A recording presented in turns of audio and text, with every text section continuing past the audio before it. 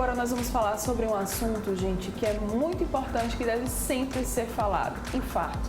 Os casos estão aí sempre aumentando e é importante que a gente esclareça algumas dúvidas. Para isso eu convidei o cardiologista Rógenes Padilha. Doutor Rógenes, muito obrigada pela presença mais uma vez, né, aqui com a gente. Eu que agradeço a oportunidade de estar aqui com vocês, né, no programa Bem Assim, para falar de um assunto que é, na verdade, Mara, a maior causa de morte súbita, Sim. tá? O infarto agudo do miocárdio é a maior causa de morte súbita, né? Doutor Rógenes, muitos casos de infarto estão acontecendo? Sim, muitos casos, né? As estatísticas atuais mostram que a maior causa de morte é a mortalidade cardiovascular. E dentre eles o infarto, né? Ainda é a maior causa de morte no Brasil, não só no Brasil e no mundo, né? O infarto permanece sendo a maior causa de morte, né? E a gente tem visto muitos casos estão sendo noticiados, e não só de pessoas com idade mais avançada, como por um tempo a gente chegou a associar, né, doutor? Sim. O infarto, o indivíduo mais jovem, não é que o indivíduo mais jovem tenha mais infarto, geralmente ele é mais grave, tá? Com risco de morte súbita até maior, porque muitas vezes é uma doença aguda que não deu tempo ao coração desenvolver uma circulação colateral, geralmente é um evento fatal. Tá certo? E tem alguns dados, tá certo, Mara, com relação à morte súbita no infarto. Por exemplo, dos pacientes que morrem de infarto, 40 a 65% morrem na primeira hora. Entendeu? Dos pacientes que morrem na primeira hora. E a maioria das vezes morre sem atendimento. E cerca de 80% morrem nas primeiras 24 horas. Ou seja, certo? Muita gente, né? Muita gente, dos pacientes que morrem, né? E aí permanece sendo a maior causa de morte súbita, né? De morte súbita, geralmente, em ambiente extra-hospitalar. Sim. Tá? Doutor, vamos explicar, então, o que é um infarto e o que é a morte súbita, para a gente diferenciar? O infarto é o seguinte: o infarto é todo o nosso organismo precisa de sangue, precisa que o sangue chegue para que ele funcione. Tá? Como se fosse um combustível, eu até brinco que como se fosse um combustível. O que é que acontece? Aquela via que chega sangue, ela obstrui. No momento que ela obstrui, ela oclui, há uma oclusão das artérias coronárias. As coronárias, na verdade, são as artérias que irrigam o coração, tá? Elas distribuem o sangue por coração. Então, há uma placa que ela obstrui ou uma trombose da artéria que fecha a artéria. Fecha e não deixa o sangue chegar em determinado segmento do coração. Sim. E nada mais é um infarto do que a morte daquele segmento do coração, tá? Um infarto nada mais é que uma necrose, que é uma morte daquele determinado segmento do coração. E esse infarto, em alguns casos, tá certo?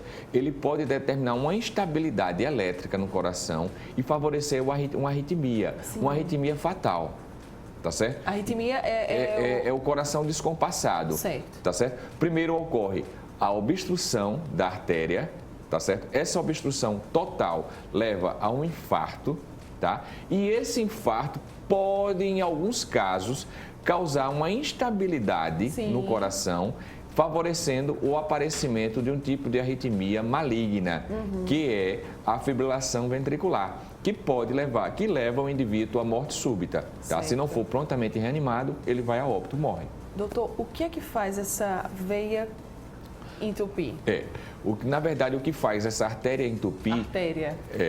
o que faz essa artéria entupir é o acúmulo, né, é uma série de fatores de risco. Por exemplo, diabetes, tá? Indivíduo que é diabético, não controla diabetes. Claro que essa oclusão, ela não é de uma hora para outra. A disfunção na parede do vaso começa muito antes do indivíduo infartar, muitos anos antes. Naquele momento que ele infarta, pode ser por um estresse físico, por exemplo, o atleta de final de semana vai jogar futebol no final de semana. Um camarada obeso, tem um colesterol alto, hipertenso, não faz uma avaliação cardiológica, diabético e vai jogar futebol no final de semana. Né? Aquele famoso que a gente chama aqui em Alagoas de racha. Vou jogar um futebol no final de semana. Chega lá, faz um esforço, uma atividade competitiva, um esforço supralimiar, né? Já tem aquela doença coronariana, só que ele não sabe e aquilo obstrui e leva ele a um infarto e pode levar a uma morte súbita na beira do campo. Nossa, gente. Tá certo? Então, esses são os fatores de risco. Diabetes, colesterol alto, que é a dislipidemia, hipertensão arterial sistêmica, tabagismo, tá? Que é o cigarro, né? Sim. O cigarro, né? O acúmulo de gordura abdominal, a obesidade, o sedentarismo, né? Doutor Rógenes, se tem sintomas antes do infarto? A maioria dos sintomas, tá?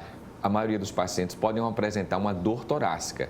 uma dor torácica de forte intensidade. Então, na verdade, todo paciente que tem uma dor torácica de forte intensidade não pode negligenciar essa dor. Sim. Tem que procurar atendimento médico. Se é uma dor muscular, é o médico que vai dizer, né? É o médico que vai dizer, o serviço de emergência que vai dizer.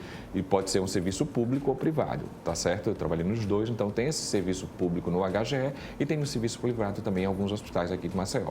Tá? Então, primeira coisa, teve uma dor torácica, até prova-se em contrário, tem que se afastar um infarto. Tá? Porque mata, né? Se é uma dor muscular, tudo bem, mas tem que procurar um atendimento médico. Uma dor torácica em aperto, geralmente ela é desencadeada ou por um esforço, ou por uma emoção, ou pode vir até em repouso também, tá certo? Naqueles pacientes que têm algum fator de risco, que é hipertenso, diabético, tem histórico familiar, tá? Por exemplo, eu atendi um paciente que tem 50 anos, o irmão dele infartou com 45, infartou jovem. Então, ele tem um histórico familiar de doença coronariana, né? Então, aquele paciente você deve olhar com uma visão, poxa, ele tem fator de risco, uma genética com propensão à doença coronariana, né? Então, é isso, né? É basicamente isso. Tá. Tem que ter cuidado, gente, pelo amor de Deus, vai buscar o médico. Doutor, é possível sobreviver a um infarto? Sim. Hoje, no ambiente hospitalar, houve uma diminuição muito grande de mortalidade, tá certo? No infarto, né? No ambiente extra-hospitalar, a gente ainda não conseguiu chegar nesse nível por algumas questões, né? A demora no atendimento, né? Não tem um atendimento pré-hospitalar de forma homogênea, nem todo mundo tem acesso, essa coisa, né? Às vezes uma dificuldade socioeconômica do paciente também, isso tá descrito na diretriz brasileira de cardiologia e também mundialmente, né? Aqueles pacientes que têm uma condição social e econômica desfavorecida, eles demoram mais a procurar atendimento e tem um risco de morte maior. Tá. Se eu vejo alguém sofrendo, tendo um infarto ou com sinais, o que é que eu devo fazer? Você deve basicamente ligar para o serviço de atendimento móvel de urgência, tá certo? Porque assim, todo paciente com dor torácica, a gente tem que afastar infarto. Foi dor torácica e os diagnósticos diferenciais também, alguns matam também, como doença da aorta. Mas, a princípio, dor torácica, a gente tem que procurar um serviço de atendimento de urgência. Tá? Se tiver desacordado, alguma coisa assim, pode ser um evento fatal, tem que ligar para o SAMU, Serviço de Atendimento Móvel de Urgência, né? Para procurar um atendimento pré-hospitalar, porque aquilo ali pode até levar à morte súbita. Tá. E a pessoa que teve um infarto, que sobreviveu, ela vai ter uma vida normal ou não? Sim, se o paciente foi atendido nas primeiras horas, né, do infarto, até 1, 2 horas, esse paciente tem um prognóstico muito bom, porque ele pode lançar mão de terapias que reperfundem essa artéria, que abrem essa artéria para que o sangue chegue. Tá? Que pode ser uma angioplastia, que é um cateterismo de urgência para abrir, né, essa artéria, ou algumas medicações que dissolvem esse trombo e fazem com que o sangue chegue. Então, quanto mais rápido ele procurar atendimento, melhor o prognóstico dele.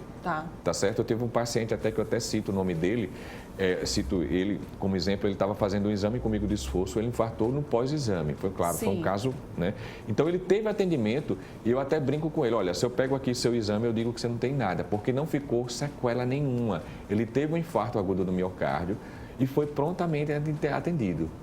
Tá certo? A artéria foi aberta. Hoje, com atendimento hospitalar, tanto no serviço público como no privado, a gente tem acesso a isso, certo? E melhorou muito, diminuiu muito a mortalidade e melhorou muito o prognóstico desses pacientes que tiveram infarto. Vamos reforçar então, doutor, para a gente encerrar os sintomas, para o pessoal aí de casa ficar bastante atento, que sentiu, corre para o médico. Né? Primeira coisa, né, procurar um atendimento de emergência. Teve uma dor torácica em aperto, desencadeada pelo esforço ou não, procure um serviço de atendimento. A gente deve lembrar que tem alguns pacientes que não têm aquele quadro típico daquela dor em aperto. Por exemplo, paciente é diabético, pode ter aquela dor que não seja uma dor típica, tá? Mulheres, algumas vezes mulheres também, pacientes psiquiátricos, pacientes muito idosos. Tá? Então, esses pacientes podem apresentar uma dor atípica. Teve dor no peito, falta de ar, desconforto torácico, alguma coisa assim, procure um atendimento, tá certo? Porque o objetivo, quando a gente tem esse quadro de dor torácica, desconforto torácico, alguma coisa assim no peito, popularmente falando, é afastar o infarto agudo do miocárdio, porque mata. Essa é a grande prioridade, né, doutor? A gente faz o protocolo de dor torácica, onde o objetivo de afastar essa dor no peito, que é a dor torácica, né, o tórax, é afastar o infarto agudo do miocárdio, porque o infarto mata. E quanto mais rápido você tiver o atendimento, melhor é o seu prognóstico. E se for um infarto, de abrir essa artéria e seu coração voltar a receber o sangue e não ficar nenhuma sequela. Que é o melhor, né? Tá certo? De tudo. Doutor, tem como evitar? Tem como se prevenir? Sim. A prevenção é o mais importante, né? A prevenção é o mais importante. São aquelas coisas que a gente tem que modificar o estilo de vida, né? Não só para o infarto, como para a doença oncológica. É o cigarro, tá certo? Abandonar o tabagismo. Hoje a gente já tem um índice de abandono do tabagismo bom, né? Controle da pressão arterial, aquele paciente hipertenso. Eu atendi um paciente essa semana, a pressão dele estava descontrolada, mas eu tenho 65 anos, essa pressão está alta, mas eu tenho 65 anos, deixa assim mesmo. Não. Sempre porque você tem 65 anos, sua pressão tem que estar normal. Significa que você não está tomando a medicação de forma correta, tá certo? Ou a medicação não está fazendo efeito. No caso dele, que ele não estava tomando a medicação. Espertinho. Abandonou o tratamento, abandono de tratamento, né? Isso a gente não vê só em indivíduos com baixo poder socioeconômico. Esse paciente que eu tenho é um paciente que é instruído, fala outro idioma, conhece o mundo todo. Sim. Então, não é uma pessoa que não teve acesso à educação, à saúde, é uma pessoa que tem acesso, né? Não é porque ele é idoso que a pressão tem que estar alta. Tem controle da hipertensão, controle do diabetes. Às vezes eu recebo paciente diabético, doutor, como é que eu faço para o meu coração ficar melhor? Se trate do seu diabetes. Às vezes cuidando, né, dali da outra. O colesterol, doença. Tem alguns pacientes que têm tendência familiar a ter colesterol alto, né? Então tem que ter uma dieta mais restrita em relação ao acúmulo de gordura, ou lançar forma de atividade física e medicação, tá? Combate ao sedentarismo. Eu até brinco, olha, é melhor um gordinho que faz atividade física, que tem uma aptidão cardiorrespiratória boa, que é um magro com colesterol alto, sedentário. As taxas, né? As taxas triglicéridos, que é gordura aumentada, entendeu?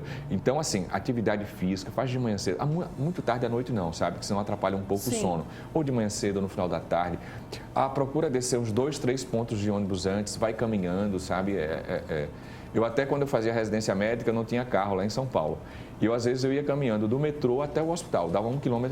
Eu não tinha tempo para fazer academia, então quando eu ia e voltava, dava 2,5 km. Sim.